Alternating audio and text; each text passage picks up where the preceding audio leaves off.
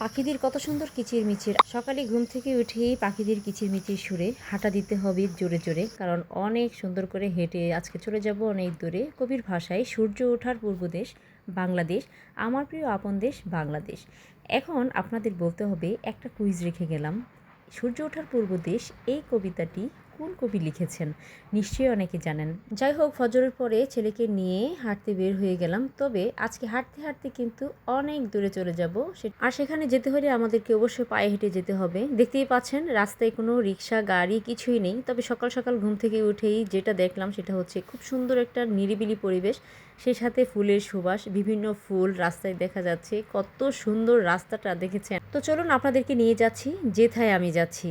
সেথায় হচ্ছে অনেক সুন্দর সুন্দর গাছপালা, মুরগি, নদী নালা সব কিছুই আছে এই প্রাকৃতিক পরিবেশের মধ্যে।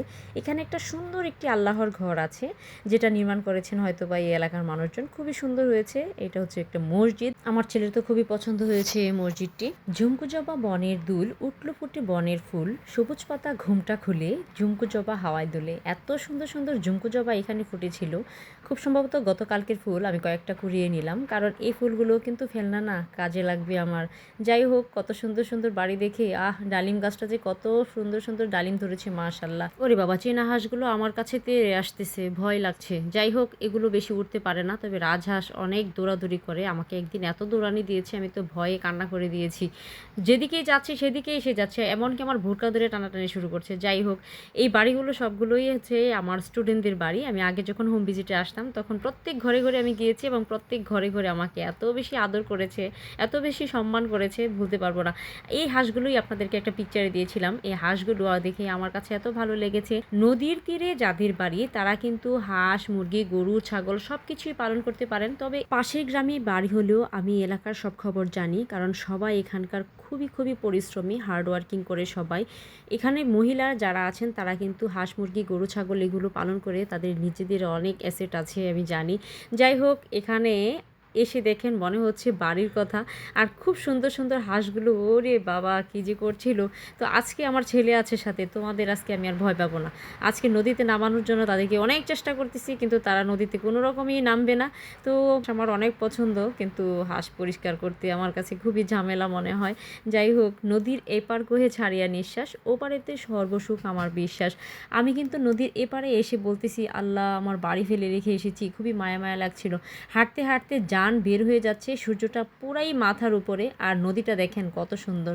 তো কবি বলেছিলেন, ধানের দেশ গানের দেশ, 1300 এই নদীর দেশ বাংলাদেশ, আমার প্রিয় আপন দেশ বাংলাদেশ। আর হচ্ছে খুব সুন্দর সুন্দর ফুল ছিল এখানে। তো প্রতিমধ্যে ফুল দেখে আমি আরও আকর্ষিত হলাম। এত সুন্দর ফুল কিন্তু ভালোবাসার নিদর্শন এবং সৌন্দর্যের প্রতীক। ফুলকে ভালোবাসে না এমন কোনো মানুষ পৃথিবীতে হয়নি। ফুল, শিশু, গান এসব মানুষকে কাঁদাতেও পারে, আবার হাসাতেও পারে। আমরা কিন্তু অন্য একটি গ্রামে চলে এসেছি। জিজ্ঞেস করতে করতে যান বের হয়ে যাচ্ছে, মনে হচ্ছে আমরা কাঙ্ক্ষিত জায়গায় চলে এসেছি। রাস্তাটা খুঁজে পেয়েছি, আর এই পুকুরটাই এখানের সিগনেচার।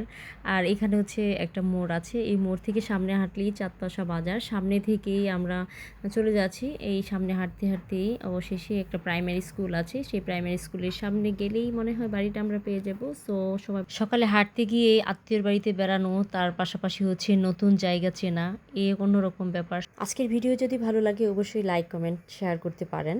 আর সেই সাথে ভালো থাকবেন। নতুন কোনো ব্লগে আবারও দেখা হবে। বাই বাই, আল্লাহ হাফেজ, আসসালামু আলাইকুম।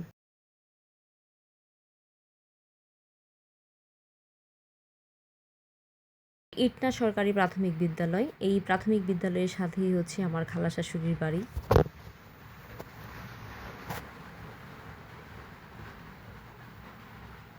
আরে